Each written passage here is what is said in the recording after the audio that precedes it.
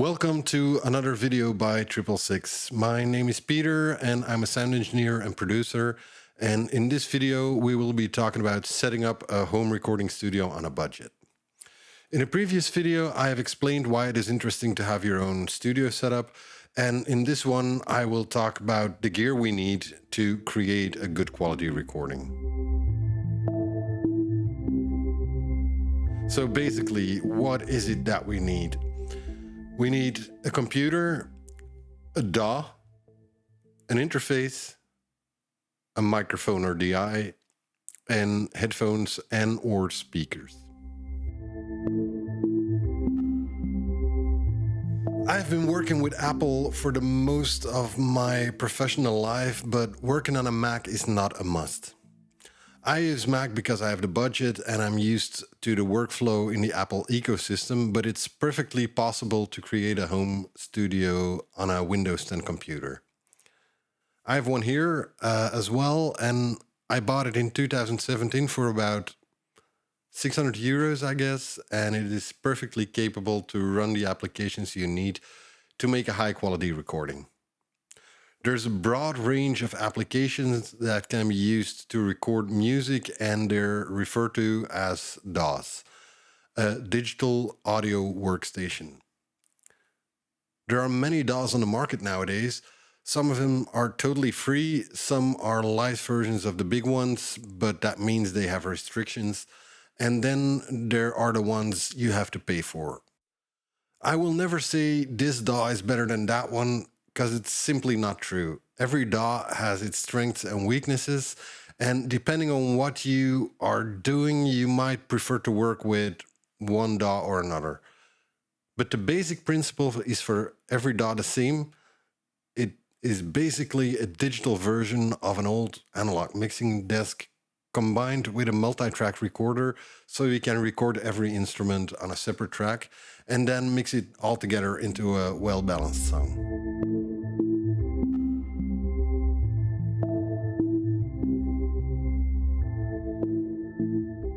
For these tutorials, I will be using Reaper 64 for the simple reason that it is a very reliable DAW and it doesn't cost you an arm and a leg.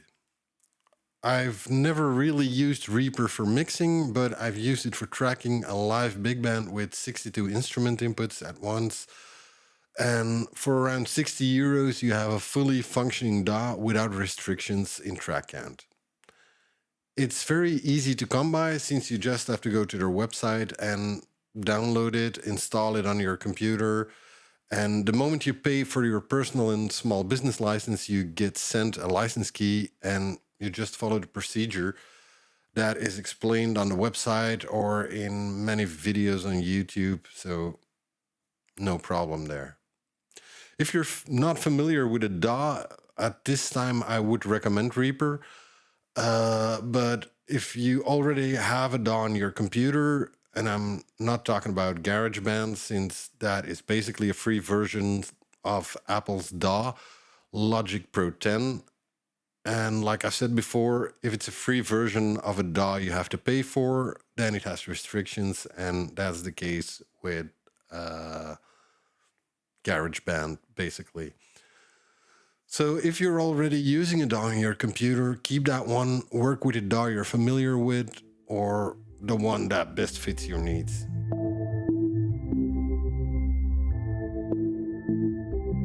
What is an interface and why do we need it? An interface is the connection you use to transform the analog sound you produce with your instruments or your voice into the digital signal that is processed in your DAW or on your computer. And the other way around, the digital signal that is in your DAW into the sound that comes out of your speakers or your headphones.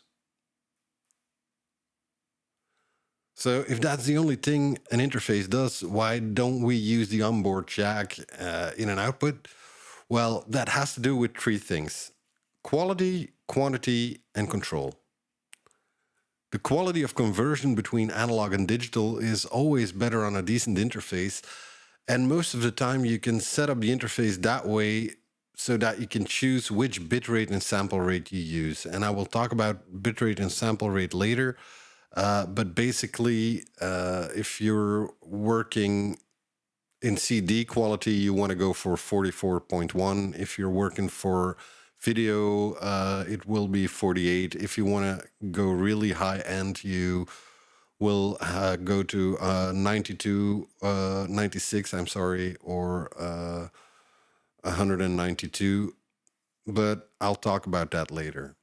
So the other reason is on your computer, you only have one stereo jack input, so you can't plug in two microphones at once.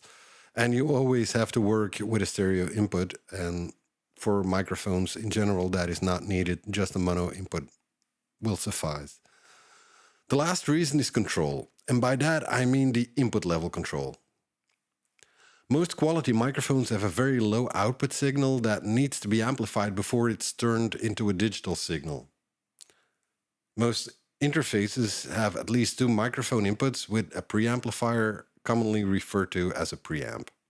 Just like with DAWs, there are many interfaces on the market, and I'm not going to tell you which one is better, but in these tutorials I will be using a Focusrite Scarlett 8i6 for the simple reason that it has a good quality conversion and for a reasonable price.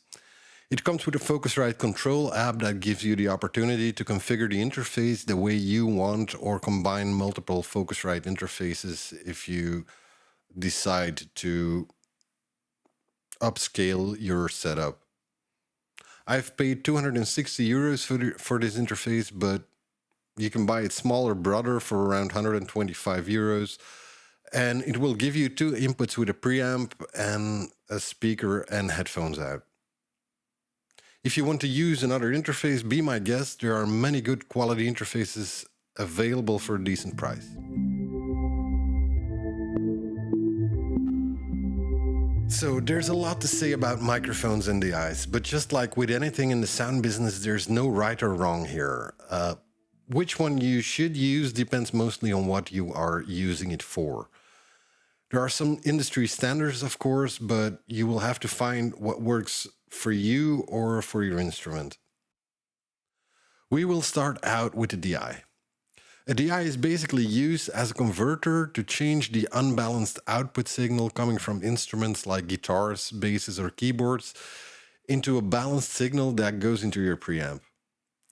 A lot of interfaces and preamps have unbalanced instrument inputs, so there's not always the need to use one in a small studio setup. The big difference between a balanced and unbalanced signal is that a balanced signal is less subject to interference, like hums caused by electromagnetic irradiation from power cables or power converters. But if your cable is short enough, then you probably won't need it. So, which microphone to use? That's one of the most common questions I get as well in live as studio situations, and I can never really give a good answer to it. There are many online fora and hours of videos online about microphones and which ones to use for what, but in general, the best way to find out which microphone you should use is to take different microphones and test them out one by one. But to give you an answer, because that's what you're here for, the ones I use are the Audio-Technica AE3000 condenser microphone, that's this one, and then the Shure Beta 58A dynamic microphone. I got one over there. Let's have a look. That would be this one.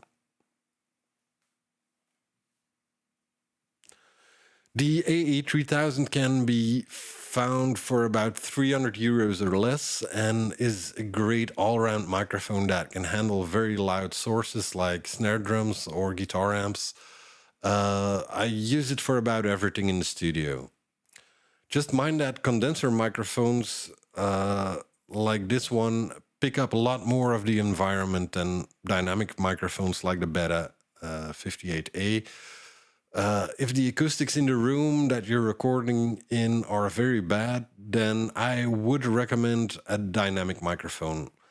I use mine for vocals sometimes, blues harp and saxophone.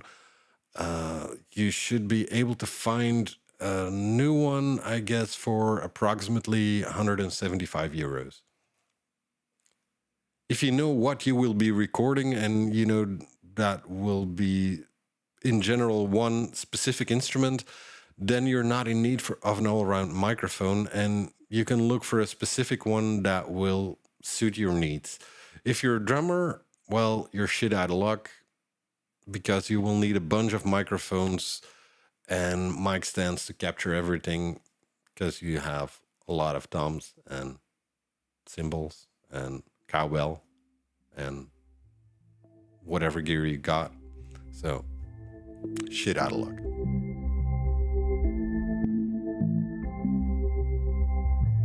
Another question I get a lot from people I work with is whether they should invest in speakers or headphones, and that totally depends on the budget. And also on the type of instrument you are playing and the way you want to record it.